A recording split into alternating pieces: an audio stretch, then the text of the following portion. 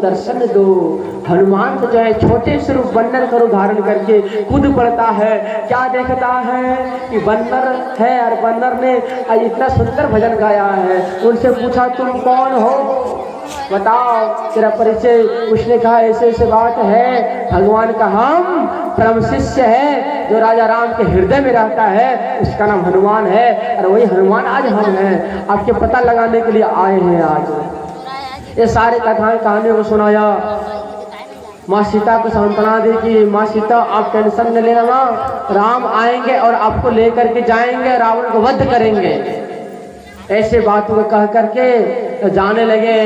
आज जो है हनुमान को भूख लग जाता है, अशोक वाटिका जाता है, बढ़िया बढ़िया फल खाता है। अब फल जब खाने लगा, पता चला उनके सैनिकों को हनुमान को पकड़ करके लग गया। उनके पूंछ में आग लगाया गया। लेकिन जैसे पूंछ में आग लगाया तो जानते हैं क्या हुआ? सारा लंका को जला दिया। मालूम है क्यों लंका जलाया? सुनिए, कहा गया है ये लंका किनका था? रावण का था क्या? नहीं था। ये लंका रावण का सोने का लंका नहीं था। ये किसका था? सुनिए, एक बार की बात है, माँ पार्वती और शिव भगवान बद्रिका आश्रम में घूमते हैं संध्या के काल में बेला में। तो पार्वती मैया कहती है शिव जी से, सुनिए ना जी, देखिए ना वैकुंठ भगवान विष्णु का है, वो लोग आराम से रहता है। भगवान गणेश अपने लोक में रहते हैं और ब्रह्मा जी अपने लोक में रहते हैं। लेकिन हम लोग फक्का का फक्का रह गए, हम लोग का कोई रहने का जगह नहीं। आज यहाँ पे कल वहाँ। आप एक काम करें, हम लोग भी एक ऐसा स्थल बना ले, बढ़िया सा घर जहाँ हम लोग रहेंगे। महादेव मना करते हैं कि देखो पार्वती, मेरा नसीब में घर पर नहीं है, क्योंकि तुम्हारे पिताजी ने श्राप दिया था कि तुम शमशान में रहोगे, तो मुझे घर की प्राप्ति नहीं है। लेकिन वहाँ जो पार्वती के जबरदस्ती से भगवान ने श्रीलंका में एक बड़ा सा सोना का बंगला बनवाया, घर बनाया। जब घर बन जाता है ना भैया, तो उसको गृह प्रवेश करवाया जाता है, होता है ना। जब तक गृह प्रवेश नहीं हो तो घर में रहना मना है। जैसे सत्यनारायण व्रत कथा या गृह प्रवेश हो जाए तो फिर घर में हम लोग रहना चालू करते हैं।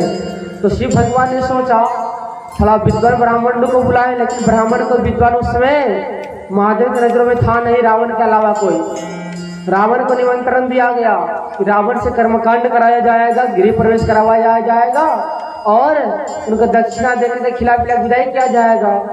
रावण को भेजा गया, अपने नंदी को भेजा कि जाओ और जाकर उसे निमंत्रण देना कि इस तिथि को गृह प्रवेश हमारे घर में है, सामग्रियों का लिस्ट दे ला करके रखेंगे, आप जाएंगे, व्यवस्था करेंगे और यज्ञ करके और गृह प्रवेश करके कार्यक्रमों को खत्म करेंगे।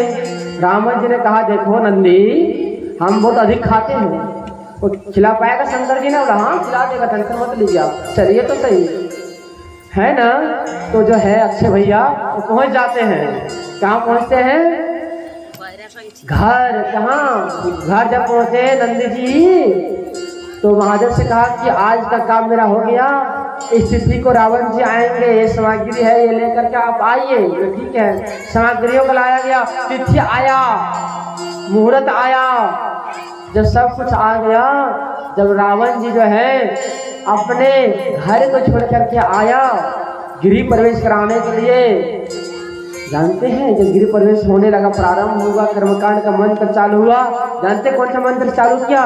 लिखा गया है क्या कि ओम ब्रह्मानंदम परम सुखदम केवलम ज्ञान मूर्तिम द्वंद्वातीतम गगन सदृशम तत्त्वमस्यादिलक्ष्यम एकम नित्यम विमलम चलम सर्वधि साक्षिभूतम भावातीतम त्रिगुणरहितम सद्गुरुम तम नमामि, सद्गुरुम तम नमामि।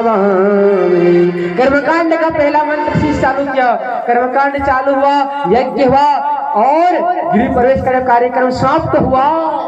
तो बताइए जब कार्यक्रम समाप्त होता है तो पंडित जी क्या करते हैं? दही चूड़ा खिलाते हैं ना। एक पंडित जी दही चूड़ा खा लीजिए, और दही चूड़ा पंडित जम के खाता है, रसगुल्लो खाता है। एक बार दही चूड़ा में काम नहीं चलता है, वो क्या खाता है? दही और चूड़ा। दही खाता है 5 किलो और चूड़ा खाता है 1 किलो। 1 किलो, अरे पंडित जी खाता है अधिक, 25 ग्राम चूड़ा में पता चला यही रह गया। तो 1 किलो चूड़ा और 5 किलो दही से भी अधिक खाया। समझे? जब खाना पीना जब हो जाता है भोजन, तो अंतिम में क्या करते हैं? विदाई, दक्षिणा दे करके। लेकिन जानते हैं, जब गिरी प्रवेश करवा रहे थे, जब रावण ने देखा इतना बढ़िया घर है, चकमक चकमक कर रहा है भाई, जो सोना यदि पुराना भी हो जाए ना, जो रीठा से बरस मार दिया जाए तो सोना चकमकाने लगता है। और तो नया नया घर बना हुआ था सोना का, घर तो चकमक चकमक कर रहा था। बोल भैया, रावण जी को लग के आ गया, लोभी हो गया उसका मन। अरे काश ये घर मेरा होता तो मैं इस घर में स्वर्ग की तरह राज करता। जानते हैं क्या हुआ? जो शिव जी ने पूछा कि पंडित जी बताओ ना, दक्षिणा कितना दे पड़ी? देखिए गलती हो गया बोलने में, हमको भोजपुरी आता नहीं ना। तो रावण जी ने कहा देखा हो भैया, दक्षिणा दे के बाना तो हमारा जो है ये घरवा दे दो। घर कहते हैं भैया, घर को हमको दे दीजिए, क्योंकि ये घर हम दक्षिणा में चाहते हैं। जैसे दक्षिणा में घर को मांगा भैया, शिव जी ने पार्वती को देखा। शिव जी ने कहा पार्वती, तुमसे हम कहे थे ना कि तुम्हारे पिताजी ने दक्ष प्रजापति ने मुझे श्राप दिया था कि भगवान शंकर आप घर में नहीं रह सकते हो, आपका स्थान तो शमशान में भी है। देखो इतना बड़ा घर बनाया, गिरी प्रवेश हो गया, अब रहने ही वाले थे कि लोभी ब्राह्मण ने क्या किया, घर को ही दक्षिणा मान लिया। और मैं एक ऐसा दानी हूँ कि जो दक्षिणा में ब्राह्मण मांगे मैं उसको दे देता हूँ। तो आज मैं ये श्रीलंका का जो है, जो बनाया सोना का लंका, तो मैं ये रावण को सौंप देता हूँ। संकल्प किया और संकल्प करके जो है भैया रावण को सौंप दिया कि हे रावण, ये घर आज से तुम्हारा। जानते हैं, थोड़ा शिव जी को गुस्सा हो गया। अरे तूने छल से मेरा घर ले लिया, दक्षिणा तो बहुत चुनावने का था, धन दौलत मांग लेता, लेकिन तुमने मेरे घर को मांगा।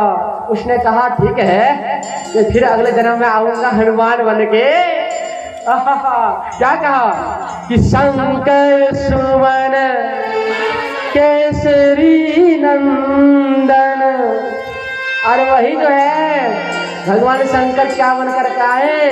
स्वयं केसरी नंदन हनुमान बन करके आए हैं भैया। इस कहा त्रेता युग में, और आके क्या किया? अजय गया और लंका को जला करके आ गया कि मेरा घर था, तूने छल से लिया था, ना मेरा है ना तेरा है, ये लंका जिसका था उसी का हो गया।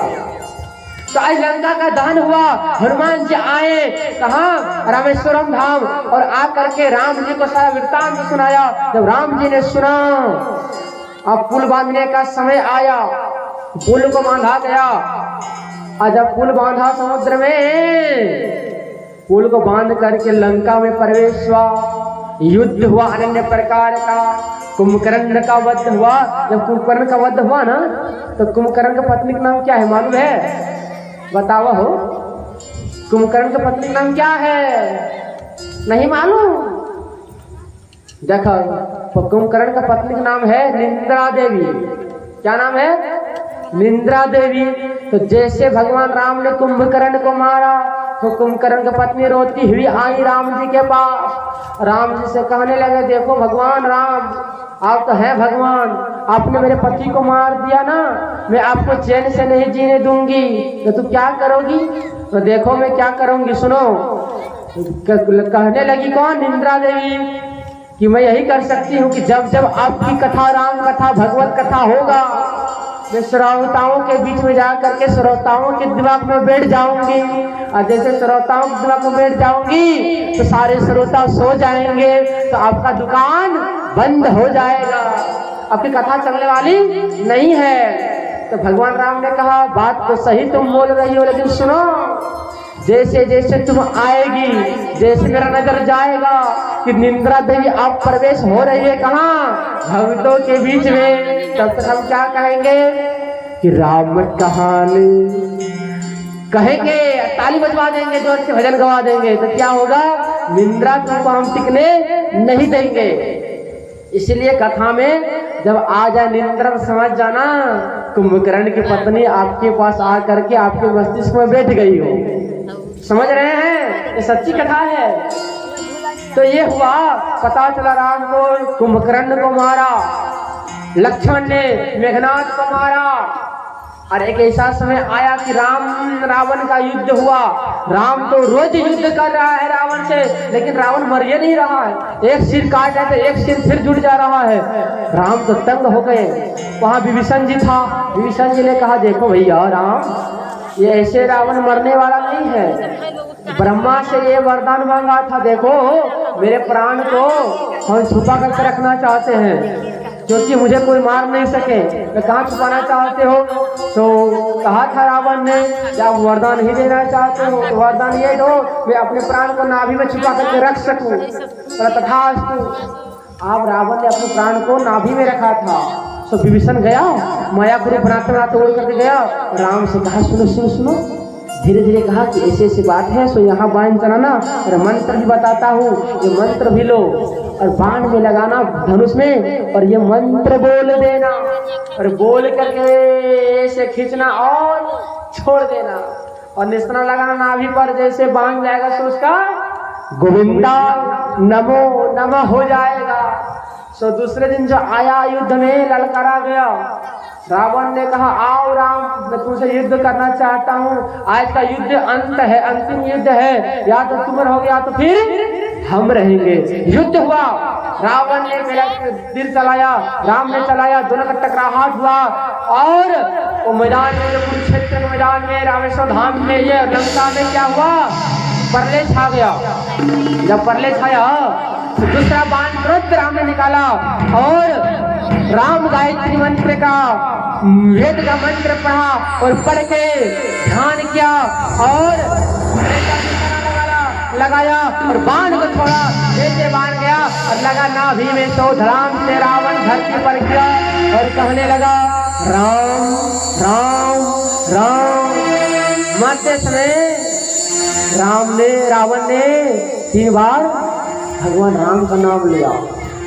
जानते हैं, शास्त्र कहता है, आज की कथा थोड़ा लंबा होगा, आप लोग डिस्टर्ब ना होना, क्योंकि भगवान का जन्म होने वाला है ना। क्योंकि देखिए 9 दिन की कथा भगवत रामचरितमानस का राम कथा होता है और आपको हम आधा घंटा में सुना रहे हैं, तो थोड़ा विस्तार कर रहे हैं। इसीलिए तो क्या हुआ ना, भगवान जो है अपने दुश्मन को भी मुक्ति देते हैं और अपने भगत को। देखिए, एक भगत होता है जो भक्ति करके मुक्ति पाता है, पता है ना, माला जप करता है, कहता है कि हम मुक्ति पा जाएंगे। लेकिन कोई माला जप के भक्ति करता है मुक्ति पाने के लिए, तो कोई पानी डूब करके साधना करता है मुक्ति पाने के लिए, तो कोई अन्य प्रकार का भक्ति करना है भगवान को पाने के लिए। लेकिन दुश्मनी करके भक्ति करना वही चाहता है जिसके बाजुओं में ताकत होता है। रावण के पास, कंस के पास ये ताकत था और उसने दुश्मनी किया इसीलिए कि मेरा मुक्ति हो जाए। और दुश्मनी किया और राम का नाम लिया, उनके नजरों के सामने वो उसका डेथ हुआ और उनकी मुक्ति हो गई। जब मुक्ति हुआ तो आज कुबेर जी को बुलाया गया है अपने रथ को लेकर के। कुबेर जी अपने रथ को लेकर के आओ, और रथ को लेकर के आओगे, जानते हैं क्या होगा? तो क्या होगा कि अपने जगदम्बा में सीते महारानी को इसी रथ को लेकर के मैं जाऊंगा। कहाँ? अयोध्या।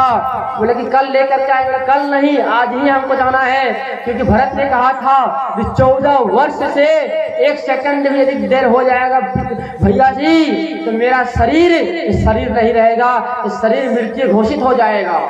इसलिए मुझे मालूम है कि जो बोलता है राजा भरत वही करता है, मुझे डर है कहीं वो कुछ ना कर ले। इसलिए अब रथ को अभी लेकर के आए, इसी रात्रि के समय हम जाएंगे। और जानते हैं भगवान राम कब आए थे अयोध्या वनवास से लौट करके? अमावस्या का दिन ठीक रात्रि में आए थे। और वही रात्रि को आज भगवान राम अपने पूरे परिवार को लेकर के आया है।